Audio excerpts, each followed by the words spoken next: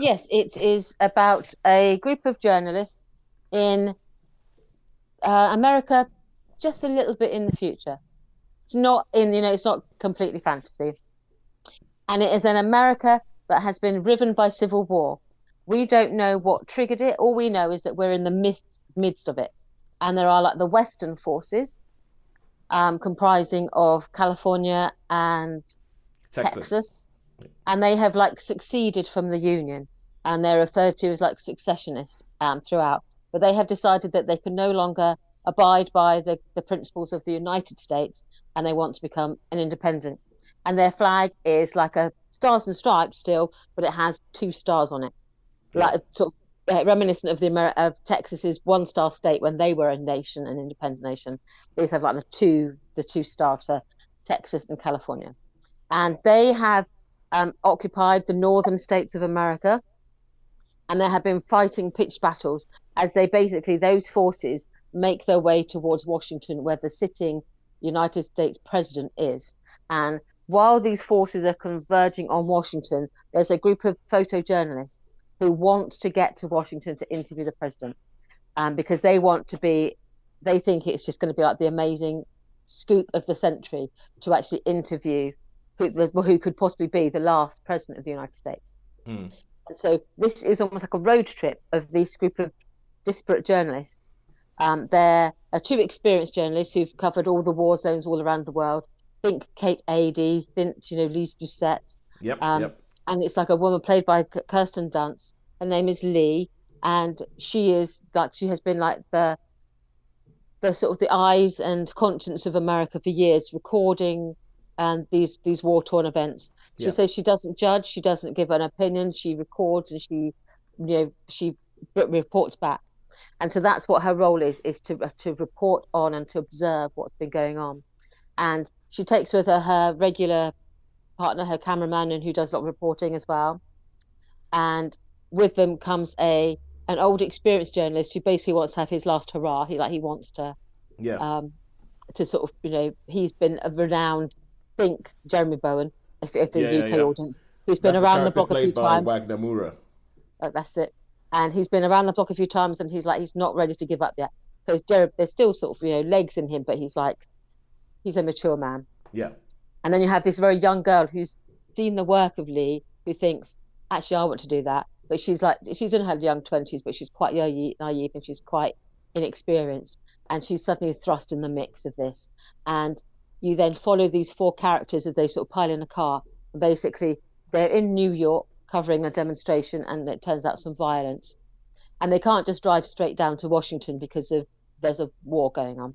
Yeah. So they decide to drive west and then loop round and then come up into Washington. So it means they cover quite an area of land to get there. And on the way, they meet sort of this disparate group of people. They meet sort of, I would say, the armed forces of the two nations. So you've got the patriots, as it were, and you've got the Western forces. Yeah. You've got like a militia type groups who basically have armed themselves, and you're not quite sure which side they're on. Mm-hmm. And even our characters are not quite sure which side they're on. And then you come across just sort of vigilantes or people who put their head in the sand. You've just come across all these different groups and refugees, people who are just trying to stay out of it, but they're just fleeing the best they can. Yeah. And as with all Odysseys, each stage of the journey is sort of quite telling in terms of the character and the development of these characters. You get to have insight into what makes them tick. And there's a bit of foreshadowing of what events are to come, and that passing of like experience to youth, and what's that transition period between when someone starts off as being the vulnerable one, and then the roles maybe sort of get reversed a little bit. Yeah. So it's an Odyssey really, and what all that entails in the terms of these sort of vignettes that happen throughout the story. It's like episodic almost, Yeah. where you meet these different characters in the stories of a divided America. So we recorded this on Zoom, and I can see that Sean has just been like jumping around in the seat, waiting for his turn to. I've been quite calm, to be fair. Yeah, I know you've been quite calm, but I think like all your energy has been going into changing your background into the map of the Civil War map of like, you know, the Western states and the Loyalists and the Northern Territories and everything like that, and you've just changed it into a picture of Jesse Plemons. Jesse Plemons. Jesse Plemons, who I mean, the trailer for this was one of those trailers that I think it was one of the most effective trailers that I think I've seen in a long time. That immediately makes you go, "Oh my god, I want to watch that." And I think Jesse Plemons probably has the moment of the trailer, and I think this is a still of him where for everything that says in the trailer that Jesse Plemons does his usual stock and trade and plays a very, very unsettling character. I think this scene is one of the game changers in the film. I think because up until that you have got moments of peril, but you're still thinking, you know, these are our main characters. Nothing's going to happen to anyone until the very end of the film, and then you get genuine moments when you don't know. Yeah. And I'm not going to give any spoilers because you genuinely think actually any one of these people could die. Yeah. And it has that level of peril, but sometimes in films like this, where they have like this sort of continual narrative, you don't get that sense of peril because you think, you know, they're going to be there all at the end because what's the point otherwise? But in this, you genuinely get that sense of peril that actually things could go horribly wrong here. Yeah, you got that in the trailer. You got that in the trailer. You were like, I don't know. This does not look.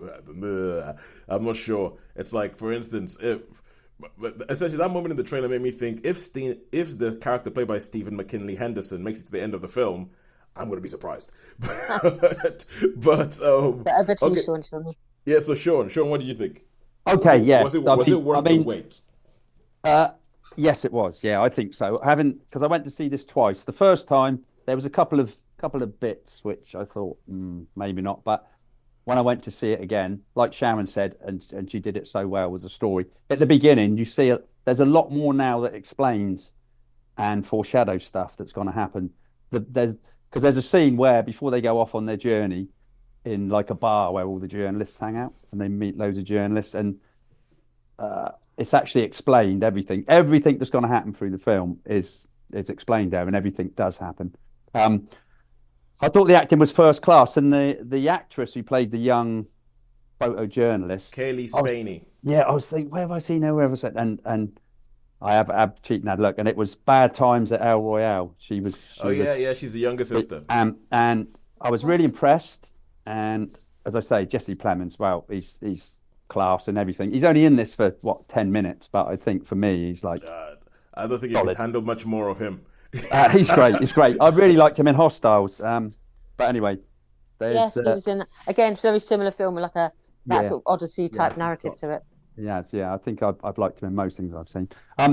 So it explains the story and everything. And what I really like is how can we say there's some. No, I won't because I'd give it away because Sharon said we'd give it away. But there's some nice transitions, and they meet some really interesting characters along the way. And I think it's a good story. And I was trying to find a few faults with it. And I did, so I had a couple of issues with a couple of things, which I won't say. But I loved, to start off with, I didn't enjoy the end scene. I did enjoy it, but there was a few issues I had with like the action. I think we both had similar issues towards the end. A couple of choices they made, you're thinking, but would that happen in that situation? Yeah. So, but I wasn't quite so unforgiving this time when I saw it, and I think I said to Sharon in it, it's a bit like basically the shot was like some of the old World War II footage I've seen of the battle for Berlin, should we say? So like with walls and stuff and all that, and they had like an aerial shot and with walls and stuff. And I thought, I like that. So. There wasn't a lot of action, and it was more of a journey. But terrifically well acted. I really liked this movie. Especially on second viewing. I had to go away and think. This doesn't happen very often. I think Mother was another one. I had to go and I was thinking, I was mulling it over, and then when I saw it again, it was solid. Because this is a kind of it's Alex Garland, and I don't think Alex Garland is not interested in making films that you don't go away and think about. I mean, every single Alex Garland film, you have to go away and think about it. Ex Machina, Annihilation. Excuse me. You have to go away and think about the film. And I think some people like this and some people hate that. It actually led to on Twitter there's a freelance film journalist called she goes by the handle The Third Han, and she had like a whole thing when she was talking about Alex Garland. She doesn't like Alex Garland, and Holly, I mean, you'll get this. I mean, Sean and Sharon, you stay off Twitter, and good thing too. You could stay off Twitter. Cesspool. It's a cesspool. And they actually had a civil exchange where she says she thinks Alex Garland's a terrible director, and he's like, "What, really?" And she was like, "Yeah." He was like, "Okay, well, each to his own." And I was like, "What is this?" And I actually had to call it out. I actually had to go on there and go, I just wanted to say thank you for having a civil difference of opinion on this platform. It's very, very rare. But they might have taken into their DMs and started fighting there. But on publicly, it was great. But yeah, I think Alex Garland is not. He is all about making films that make you think, that essentially have that kind of effect where you walk away and you go, hang on a second, but what about this? So that being said, how many stars would we give Civil War? For me, I'm going to give this a solid 4 stars. This is for me for Civil War, solid 4 stars. I enjoyed it. I would agree. I would give it a 4 stars as well. And I have to say, I do love Kirsten Dunst. She's one of those actors we first came to see her. We noticed her, didn't we, in an Interview with the Vampire when she was a child. Like and 10. you know what? I love the fact that she, in this, looks natural. Natural, proper, like someone would in those. Recognise her as this is the woman who I can see the child in her, and I can see the young woman she was, and I can see that she has matured, and she still is authentic, and she still is really herself. Good. And and when you see her in interviews, she gets dolled up, but she still is like, yes, I can see that you are embracing the fact that you are you're aging. And she just seems to be aging really well. Yes. So I really want to say, you know what? It's just so nice to see someone who's not afraid of like looking older, looking more natural, looking more free in just being who they are. I just love her.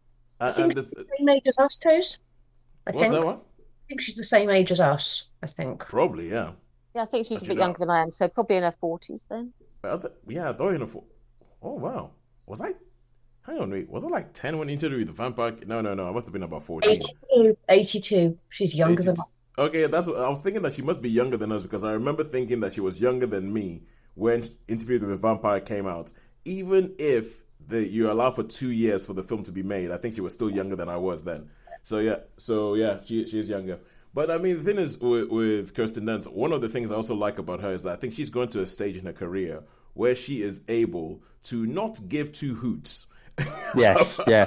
I think what people think. Yeah, and exactly. So, seeing the interviews of her, like what she's been doing, like the promotional tour for Civil War, and seeing the interviews that she's been doing, I've been like, oh, I am so happy that she's got to the stage in her life and in her career where she's not worried about, oh, I can't say this. She's just candid. It's a little bit. It's a little bit like Dakota Johnson, only like, talking about, what was that now, that from Madam Web, only just not as incendiary. Like, they're talking to her about, oh, would you do a Spider-Man 4 and everything like that? And she's like, yeah, for the paycheck I would. But, she's like, yeah, but otherwise I see absolutely no reason to make that film. Did you slightly love Dakota Johnson for that? Yeah. Yeah, I mean, that was about the only good thing to come out of Madam Web, is Dakota Johnson on the interview circuit. That was about the only good thing to come out of Madam Web.